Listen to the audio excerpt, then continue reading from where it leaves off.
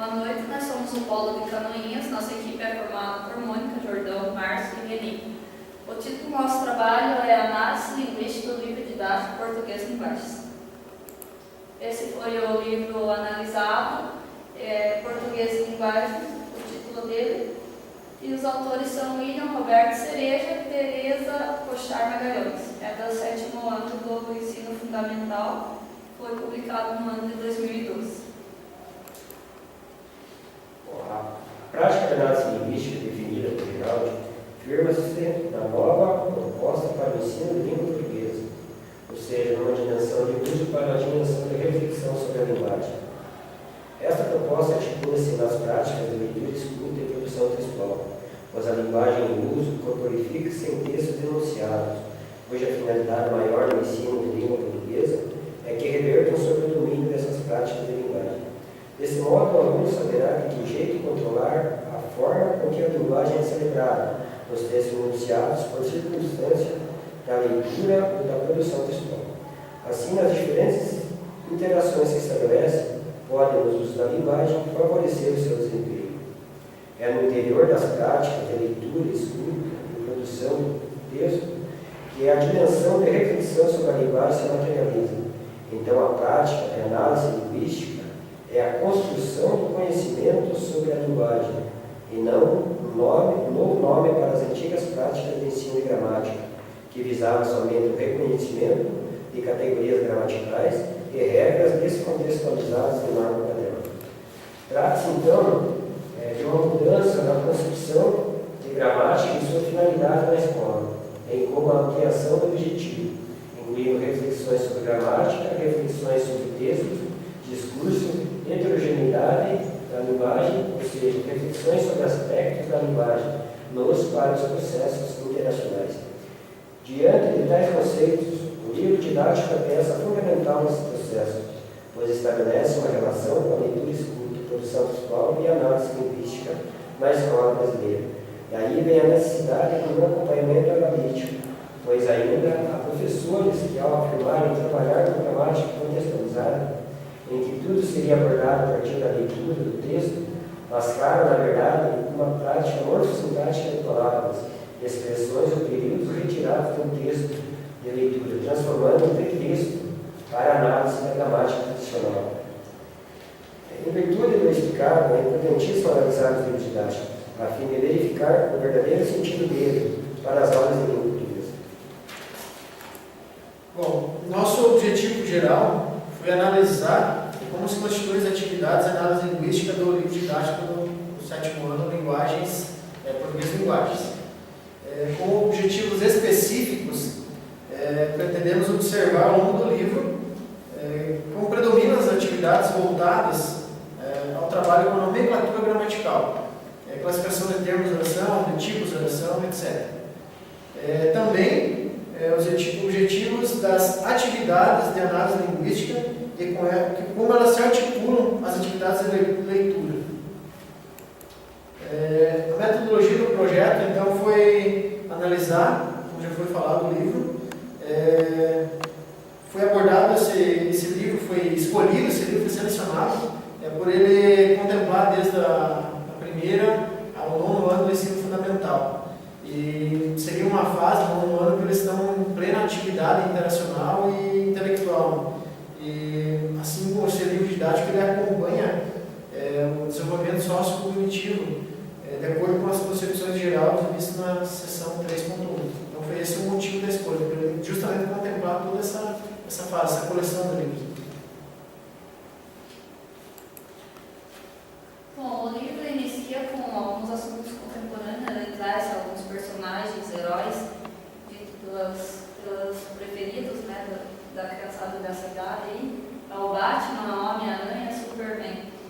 No capítulo 1 ele trabalha assuntos da mitologia grega, utilizando alguns personagens como Medusa, Perfeu e Deus Atena. Ele traz também vários mitos, como o mito de Orfeu e o mito de Narciso. Basicamente o livro traz esses textos e esses mitos que são posteriormente trabalhados em interpretação e compreensão de texto e produção textual. Posteriormente, daí é feito o ensino da gramática com a aplicação de exercícios. No capítulo 2, os textos são voltados agora para os heróis da era medieval, como o rei Arthur e Don Quixote.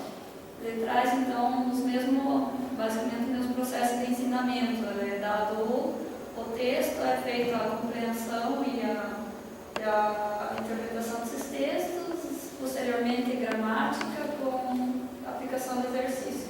Todo o livro é basicamente assim. No capítulo 3, percebe-se o mesmo mecanismo de ensino, só que, porém, agora é dado uma imagem para que os alunos possam interpretar a imagem e produzir um texto. Na unidade 2, no capítulo 1, a gramática e a literatura são trabalhadas com poesias, é dado diversos tipos de poesias, para que os alunos, então, possam produzir novas poesias e trabalhar em cima dessas já dadas. No capítulo 2, oferece novamente uma imagem para a produção textual. No capítulo 3, é apresentado um fragmento de um livro. Também é lido esse texto e feito compreensão e interpretação do texto, posteriormente gramática como exercício. Unidade 3, capítulo 1, apresenta um texto de Carlos Drummond de Andrade. Já no capítulo 2, trabalha novamente com imagem, dado uma fotografia para que eles possam analisar e fazer uma produção textual.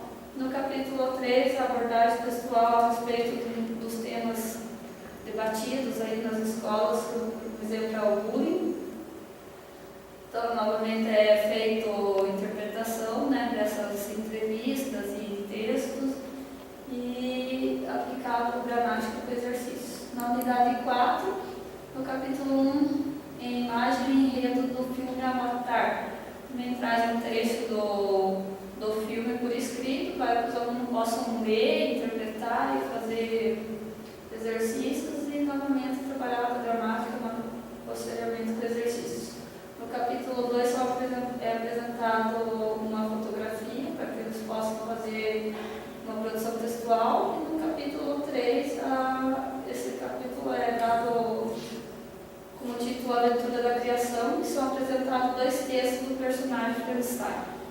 Em todos os capítulos são oferecidos exercícios para resolução, além de charts e pequenos textos. O que podemos observar é que em todo o livro ele traz os textos com proposta de interpretação e compreensão do texto ou imagem para que se possa fazer uma produção textual. Daí, em cima desses textos é aplicada a gramática e com exercícios também traz diversos gêneros literários, diversos gêneros discursivos que são charges, imagens, figuras, filmes. Análise do resultado da pesquisa. Conforme norteia os PCN, os autores do livro buscam, nas realidades sociais cotidianas dos alunos, textos que despertam ou procuram despertar o interesse dos alunos pela leitura. Eles fazem uso de vários recursos, como fotografias, alusões, filmes, alusões a filmes, charges, poemas, personagens heróicos e temas atuais. A gramática normativa é trabalhada paralelamente com a literatura. O uso abundante da proposta de compreensão, interpretação e produção do texto, não menosprezando a importância da gramática como eixo de sustentação da língua. Isso tudo quer dizer que, ao buscar na vida social dos alunos, eles contemplam o conhecimento prévio dos alunos e contemplam, da mesma forma, os vários gêneros discursivos, como a Mônica falou. E nós vamos analisar alguns objetivos gerais, bem resumidos, dos PCNs. Seria os alunos compreender a cidadania, posicionar-se criticamente diante das situações, conhecer a pluralidade social e cultural e perceber-se como um agente transformador, identificando os elementos de interação.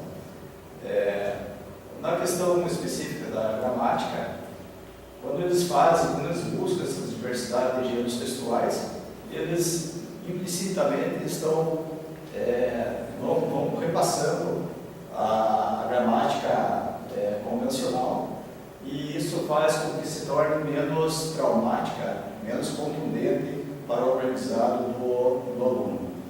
Então, no somatório de tudo isso, que foi falado na introdução ali, e somando com o que prevê os PCNs, o livro,